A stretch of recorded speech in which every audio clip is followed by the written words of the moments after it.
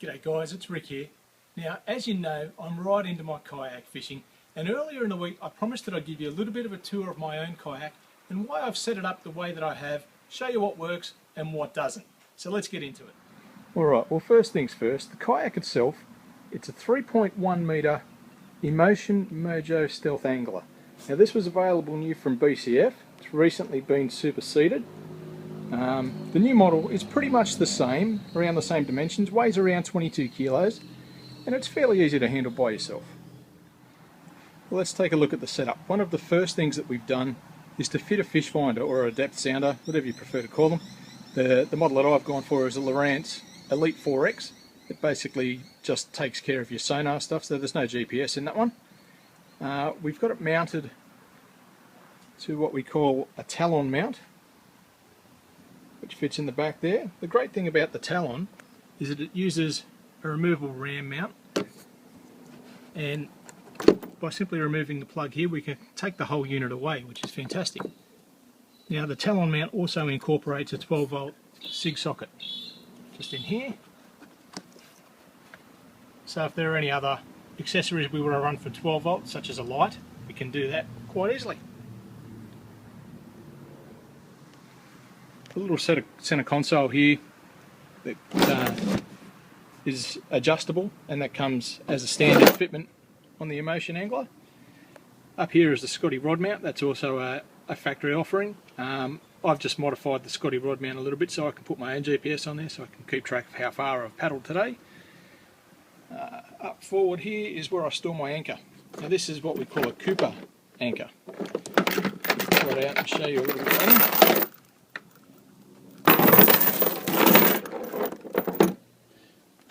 It's just a very, very lightweight little plastic unit. It's around $25 from BCF. It weighs 900 grams and it holds 90 odd kilos of me and the kayak without any problems. I've never had it actually start drifting on us.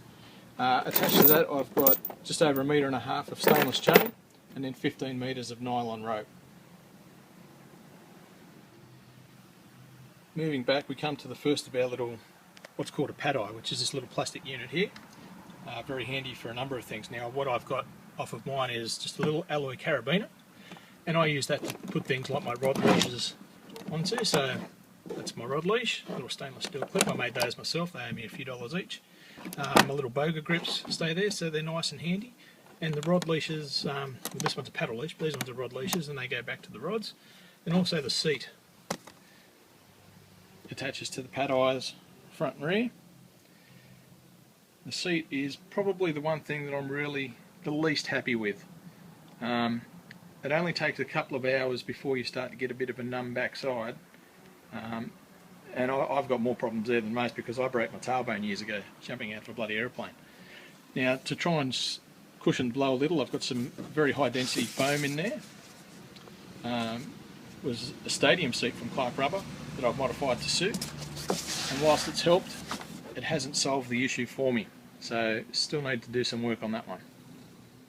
Alright, moving further back now, and we get towards the business end of things, which is all the fishing gear. Now this one here, this is a little rocket launcher that I made myself.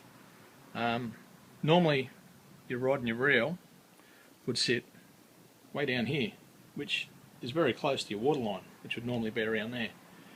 So if you are in a bit of rough conditions, your gear can get wet, and obviously you want to maximise the life of your gear, so by moving that reel further away from the waterline, as we've done by making these simple rocket launchers out of just plastic PVC, I've used some stainless steel rivets and just made some little leashes there go onto that rear pad eye so that they don't go anywhere basically, and they probably owe me around $7 or $8 each, but it does the trick.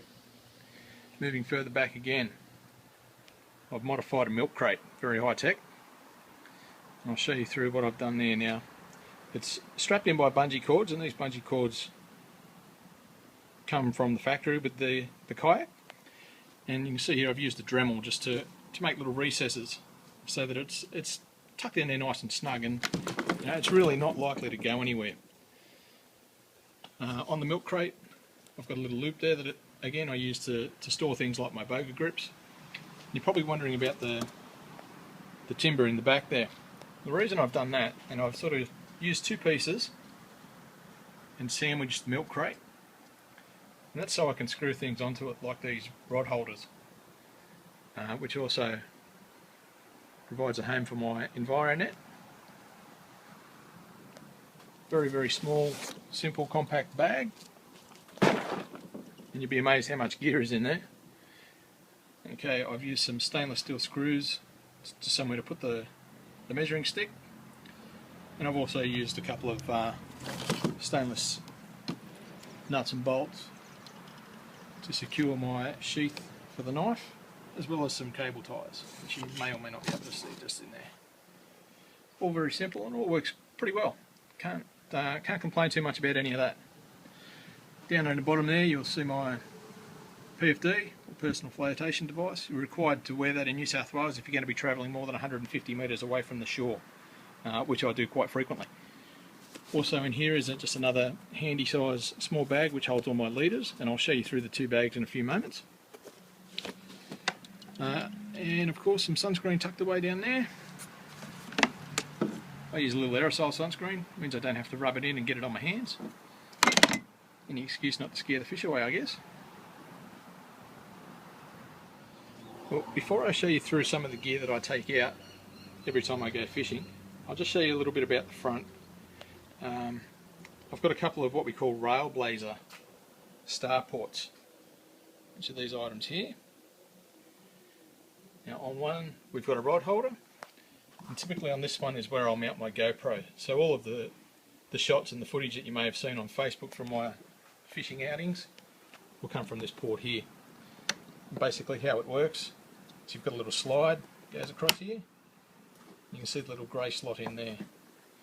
So at the moment something can go in and then it's locked in. Sorry about the footage, I know it's not great, but you get the idea. Alright, now one of the questions I get asked a lot is about the fish finder and how it works. So I'll just open up the hatch up the front here because this is where all the goodness is. And it's really quite simple. And I found this out by doing some research on kayak fishing forums. Underneath here we've got some wetsuit material which keeps it somewhat watertight. And moving inside now, the first thing you'll see is the battery for the fish finder. Now how that is mounted is I bought a what would you call it, a floaty I guess from Clark Rubber, and I've cut it up to suit, and this has been glued to the base of the kayak using Selleys All Clear, and according to the information and research that I found, it's very important that you use Selleys All Clear rather than anything else because it's the only thing that sticks really well to this porous hull material. So the battery itself, it's quite a tight fit. Very, very simple to remove to recharge. There you see.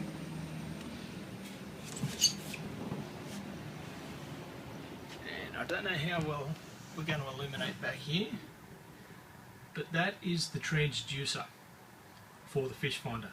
Now, once again, I've used that same flotation material and we've cut a hole in there for the transducer that is the right size. And I've tapered it so I've got as much surface area on the bottom where the glue is as possible, and again it's using that Selleys All Clear material. So once that's in there and you let that set for a couple of days, then what you need to do is go and put a nice pool of Selleys All Clear inside that hole, and do your very best to make sure there are no bubbles in there because they may affect the reading of the transducer. Once you've done that, push your transducer into that pool of Selleys All Clear and push it all the way down onto the hull so you can feel it touch. And then basically you just need to be patient and let it sit for a number of days to set. Now in my case, I did this probably around the end of spring, the start of summer, and it took 7 days for it to set, which was pretty tough to take because I was as keen as anything to get out there, as you can imagine. Now the wiring for this runs up to that talon mount that we looked at earlier, and it runs through a grommeted little hole that I had to put in the kayak, and I've sealed that up with All Clear as well, so it's all very watertight. I don't have any issues there, and so far probably, I don't know, 3 or 4 dozen outings and I haven't had any issues with it, so it's worked really well. Alright, well as you can see these are very, very small little bags, and everything needs to be compact on your kayak. You don't want to be taking any more weight or taking up any more space than you need to. So as we mentioned in here, I've got my litres of different varieties, from 4 pound think I go through to around 40. I've got some others in the shed that I take out if I was going to be fishing offshore, which is not something I really do a great deal of on this kayak. Okay. As I said, you'd be amazed at how much gear you can actually get into these little bags if you put a bit of thought into it. So I'll start with the top here. These are a couple of little Plano 4600 size boxes. So at the top there I've got all the soft plastics that I use more than anything else, I guess. I do have plenty more in the shed, and I will alternate them if necessary depending on what I'm going to be targeting, where I'm going to be fishing. The great thing about these boxes is 2 stories, so lots and lots of room without taking up a great deal of space. Now down here I've got my bigger plastics such as my flick baits, which are one of my favourites, and the slick rigs, which are great as well. Fantastic for trolling on a kayak because they work well at a low speed. The second one, we've got all of our jig heads, and again I'll just alternate these depending on where I'm going, what the tides are going to be like and what species I'm targeting. But I've got enough here to target quite a range. Also put some of my hard bodies up here, so SX48s, SX40s, a couple of great little hard bodies that I love using over structure like oyster racks. A little bit bigger version of the similar sort of thing. These are the stiffy lures from Shimano. And the blades. Blades is not something I've really had a great deal of luck with, although I haven't spent a great deal of time playing with them either. Underneath, it's where we find some of the bigger hard bodies and some of my favourites. At the moment I'm really liking the Shimano Waxwing, and the reason is, again, it's just got a great action at a paddling pace, so you don't need to be pulling 10 knots for it to work really well. And I've caught a massive range of fish on this, everything from tailor to flathead to brim to salmon. Trevally seem to really like them. Yeah, they're a really good thing. I'm a fan of those. More SX40s under here. And something else I've recently gotten into is a bit of topwater stuff, particularly with the whiting. So a few poppers there as well. If I do happen to be fishing with bait, which is very seldom, then I've just got a few small sinkers here and a small range of hooks, and of course some squid jigs. So as you can see, it's quite a lot of gear in quite a small space. Up the front, we keep our pliers. Now these are an Alvey brand plier. They're made out of carbon so they won't rust. After having gone through quite a few sets of very expensive pliers that are made of stainless in the past, I've decided that this is definitely the way to go. Alright, some of the rods that I like to take out on my trips. Probably my go-to rod is my Shimano T-Curve, 2 to 5 kilos, and on that one I just run a small Shimano Sustain 2500 size running 8-pound braid, and in this case I think I've got 14-pound leader on it. Over on this side I've got one of my custom rods that I've had for quite a while, made by a guy by the name of Rowett, Dakar rods. Very lightweight rod this one. It's probably rated 1 to 3 kilos. I've just got one of my older reels that I've had for quite a long time, a Daiwa Cowdia 1500, spooled with 4-pound braid and 6-pound leader. Probably one of my favourite rods that I take out on the kayak is my Loomis and Abu combo. Abu is fantastic, very lightweight, casts a mile, and of course Loomis, well, anyone who knows anything about fishing knows they speak for themselves. Now this is an 8 to 14-pound setup. I'm running 15-pound Power Pro braid, and I think I've got a 14-pound leader on this one at the moment. And my other rod that I've been using, particularly on the flats, more than anything, it's another little Loomis. It's an older model. It's a GL2. Again, very lightweight. As you can see, I've got a popper on board on this one, and the reel that I run for this is a Shimano Sustain 1000 with 3-pound fluorocarbon all the way through, and great fun. Doesn't need a big fish to have a lot of fun on that one. My net is a Enviro net, just a lot easier to handle out here when you're on the water. Don't have to worry about getting the hooks out of the net so much.